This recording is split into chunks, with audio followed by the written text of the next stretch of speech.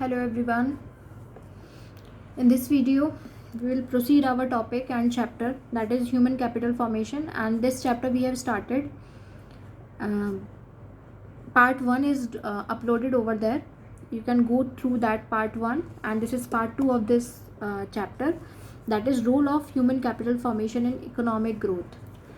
I told you that what is human capital formation, that we are the human being, we have certain knowledge, we have certain education, but when we acquire or when these skills and knowledge are upgraded, then we can say that human capital is formed, right? If we will provide some education or some skills or some knowledge, more knowledge regarding the things or regarding the education sector or different sector of your economy, then we can say that we are forming our human capital, right?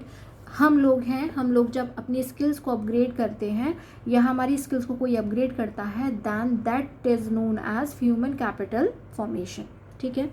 अब what is the role of human capital formation in economic growth. अगर हम human capital को form करते हैं, मैंने आपको बताया था ह्यूमन को हमने कंसीडर किया है कैपिटल की तरह, because human act as a capital for us, because by doing the work human being is a person who is giving us profit, right? So we considered human as a capital, and this capital should be formed more and more. We should provide skills and other training and development program to the human being so that the knowledge and skills can be upgraded time to time, right? So what are the role of human capital formation in economic growth? Economic growth में human capital formation का क्या role होता है? First one is increases production. अगर आप human capital form करते हैं, if you are providing regularly skills and knowledge and training and development programs to the people, then definitely it will increase the production. Previously अगर आप training नहीं provide कर रहे हैं किसी को, तो दे डजंट नो कि हाउ टू वर्क, कैसे काम करना है, and obviously they will waste the resources. वो क्या करेंगे, रिसोर्सेज को ज़्यादा से ज़्यादा वेस्ट करेंगे, जिससे हमारा प्रोडक्शन अच्छे से नहीं हो पाएगा, जितना होना चाहिए उतना नहीं हो पाएगा. But if you are providing certain education, certain training to the related work, then we can say that human capital can increase the production, right. Second is raises life expectancy. मैंने अभी आपको बताया था sources of human capital formation में कि हम human capital को कैसे फॉर्म कर सकते हैं. उसमें मैंने आपको बताया था कि we have to provide means there can be the health issues. बहुत सारे हेल्थ इशूज़ होते हैं लोगों के, तो हमें उन लोगों को क्या रखना है, सबसे पहले हेल्दी रखना है. ह्यूमन कैपिटल फॉर्म करनी है, देन हम लोगों को एक्सपेंडिचर करना है उनकी हेल्थ के ऊपर, क्योंकि हेल्थ इज़ वेल्थ. अगर हम किसी की हेल्थ के ऊपर पैसा खर्च कर रहे हैं, तो अगर वो फिट रहेगा, फाइन रहेगा, then definitely he can contribute towards our economic growth rate. So अगर आप किसी भी ह्यूमन कैपिटल को फॉर्म कर रहे हैं, तो उसकी लाइफ एक्सपेक्टेंसी क्या हो जाती है, इंक्रीज़ हो जाती है. वो और ज़्यादा, जैसे बीमार होगा तो वो सोचेगा कि मैं, हो सकता है कि मैं कल ही मेरी डेथ हो जाए या परसों ही, या मैं 1 साल भी ना चलूँ.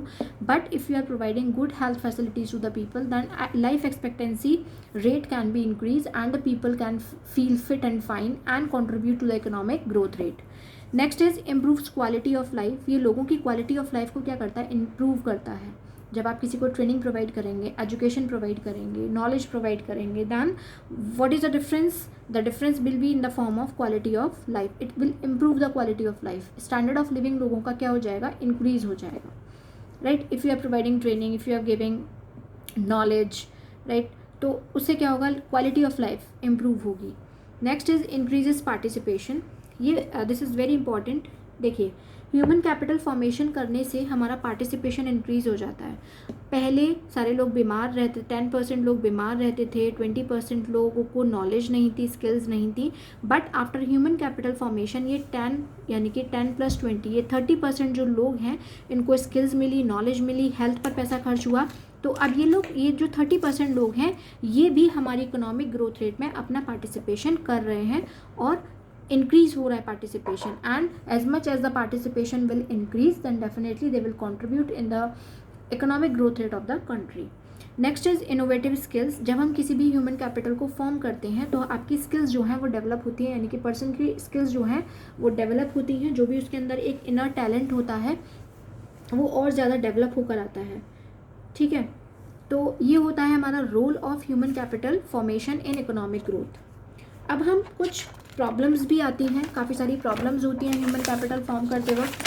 सो what are the problems which the country have to face.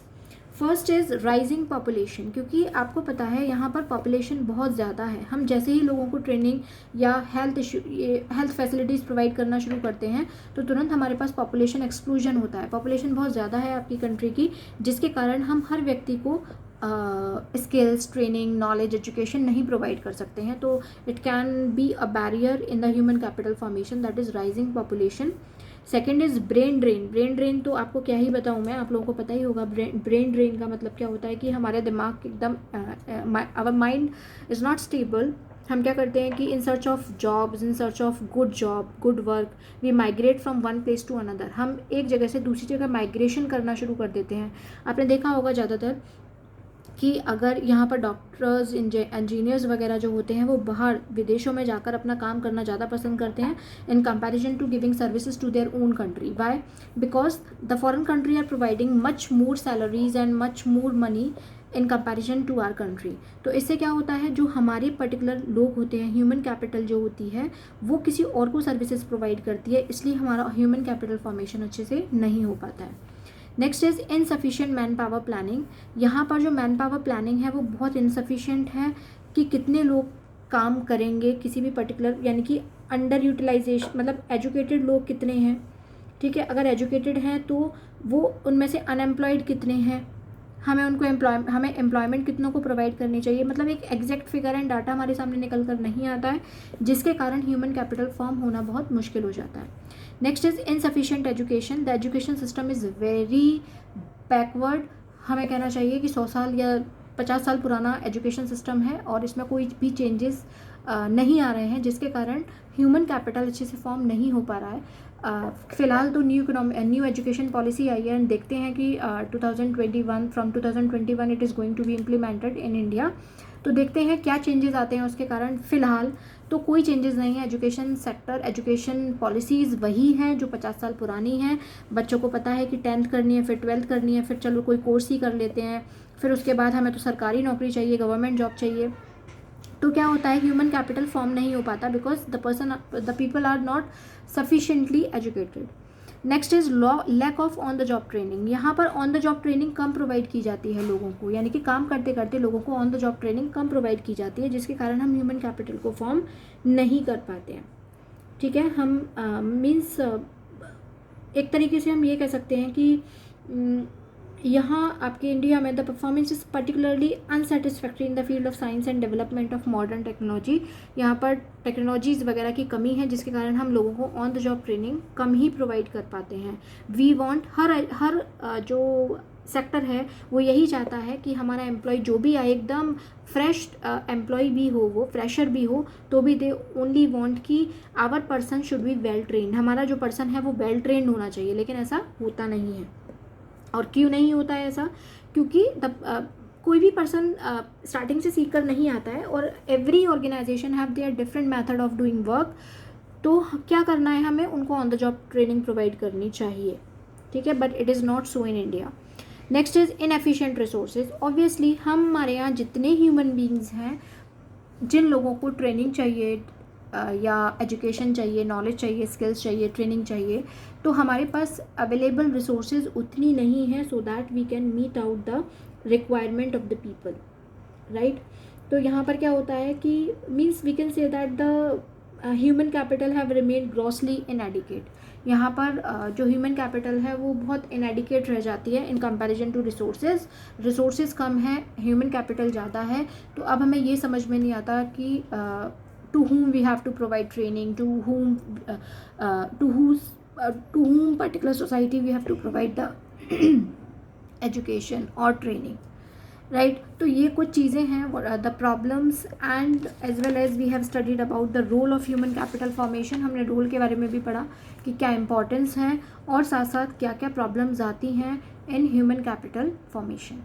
So this is sufficient for today and we will meet in the next meeting. Thank you.